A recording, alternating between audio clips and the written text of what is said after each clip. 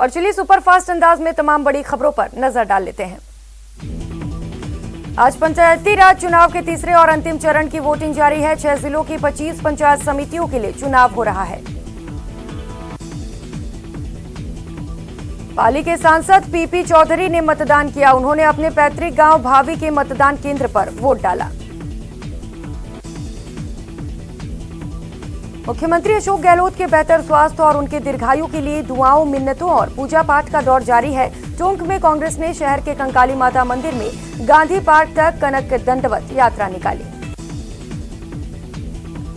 पूर्व deputy CM और पूर्व पीसीसी चीफ सचिन पायलट के जन्मदिन के मौके पर 7 सितंबर को उनके समर्थन और कार्यकर्ता प्रदेश भर में वृक्षारोपण करेंगे। इसी को लेकर कांग्रेस कार्यकर्ताओं ने पायलट के हाथों से वृक्षारोपण पोस्टर का विमोचन करवाया। जयपुर स्मार्ट सिटी लिमिटेड का दावा है कि अब तक करीब 70 लाख यूनिट ऊर्जा का उत्पादन इन सोलर पैनल के जरिए किया जा चुका है और इससे करीब 5 करोड़ रुपए की बचत भी की गई है।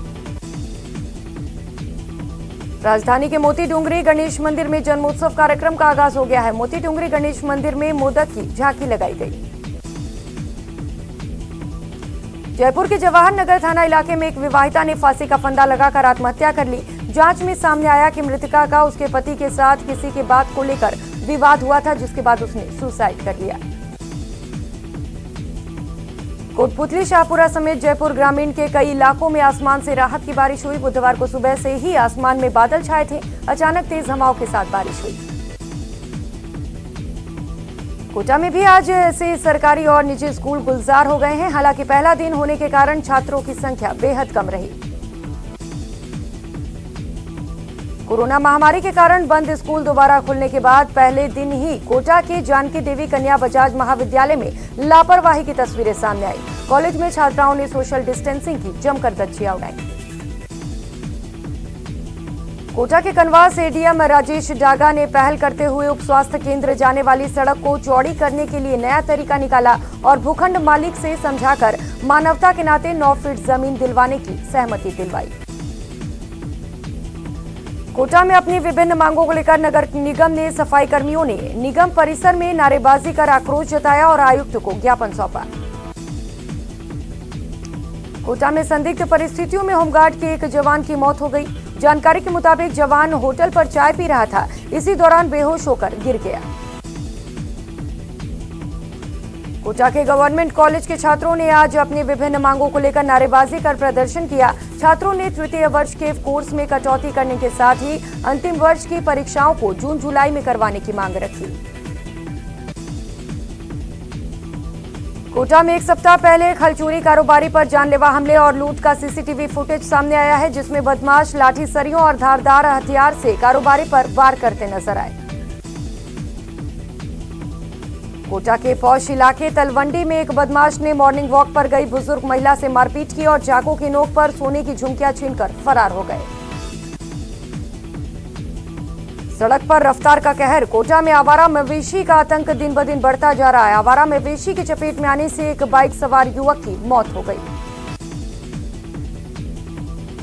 भरतपुर में भी तीसरे और आखिरी चरण की वोटिंग जारी है। वोटिंग को लेकर वोटर्स खासे उत्साहित नजर आ रहे हैं। भरतपुर जिले में राजस्थान राज्य सरकार के निर्देश में आज स्कूलों का संचालन किया गया। 9वीं, 10वीं, 11वीं और 12वीं के छात्रों के लिए स्कूल खोले गए। इस दौरान बच्चों से कोरोना गाइडलाइन की पालना कराई गई। भरतपुर के गांव राधा नगरी में नाली में पानी की निकासी को लेकर 2 पक्षों में झगड़ा हो गया। विवाद इतना बढ़ गया कि दोनों तरफ से लाठी भाटा जंग हो गया और इसमें एक महिला समेत 6 लोग गंभीर रूप से घायल हो गए।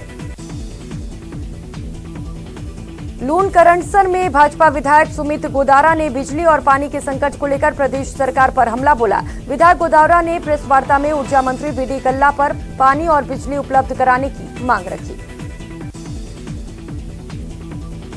शहर की स्वच्छता और घर घर कचरा संग्रहण व्यवस्था को भी प्रभावी रूप से लागू करने के उद्देश्य से बीकानेर शहर के परकोटे की सकरी गलियों में कचरा संग्रहण के लिए तिपहिया रिक्शा की आज से शुरुआत हुई।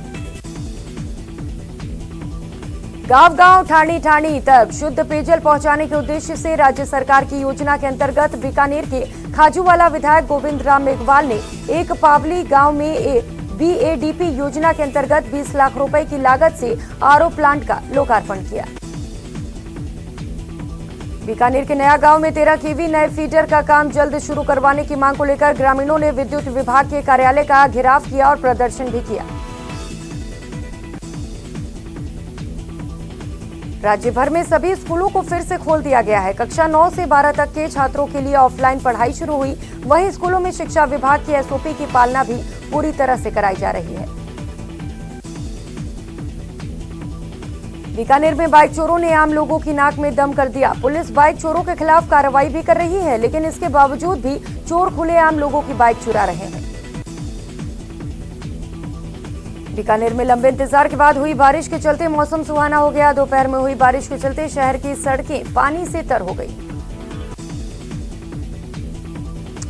उदयपुर में भी आज से 9वीं से लेकर 12वीं तक की कक्षाएं शुरू हो गई। स्कूल खोलने पर छात्र काफी उत्साहित नजर आए।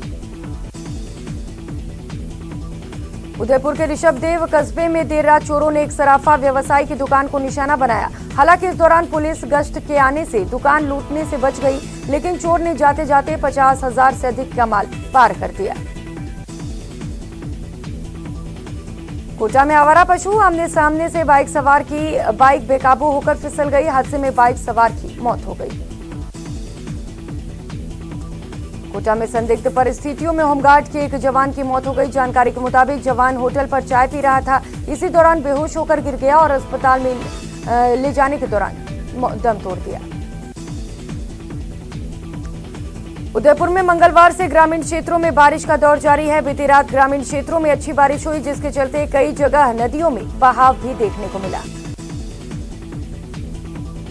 उदयपुर में सड़क पर एक मगरमच्छ के घूमने का वीडियो वायरल हो रहा है। बताया जा रहा है कि यह वीडियो मदार इलाके का है। राहगीरों ने गाड़ी में बैठकर इस वीडियो को शूट किया है। पंचायत चुनाव के आखिरी चरण में जोधपुर की 6 पंचायत समितियों में वोटिंग हो रही है। आखिरी चरण की वोटिंग सभी पार्टियों ने पूरी ताकत झोंक रखी है। जोधपुर में भीच पंचायत चुनाव के तीसरे चरण के लिए वोटिंग हुई। पंचायत समिति सदस्यों के चुनाव को लेकर मतदाताओं में खासा जोश देखने को मिला।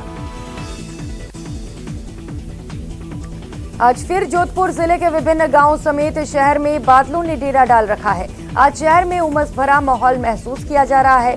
इससे यह अंदाजा लगाया जा रहा है कि कुछ ही देर में बारिश हो सकती है।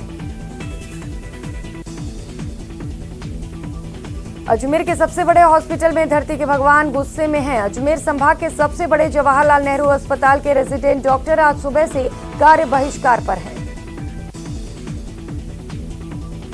आज से मरुधरा के स्कूल एक बार फिर से गुलजार हो गए हैं। अजमेर में भी कक्षा 9 से 12वीं तक के छात्रों के लिए स्कूल खोल दिए गए, जिसके बाद छात्रों में उत्साह देखने को मिला। जयपुर के नरेना गांव में पिछले दिनों 4 साल के मासूम के साथ दुष्कर्म और हत्या के संगीन मामले सामने आए। आरोपी को मौत की सजा देने की मांग को लेकर अजमेर में विरोध प्रदर्शन किया गया।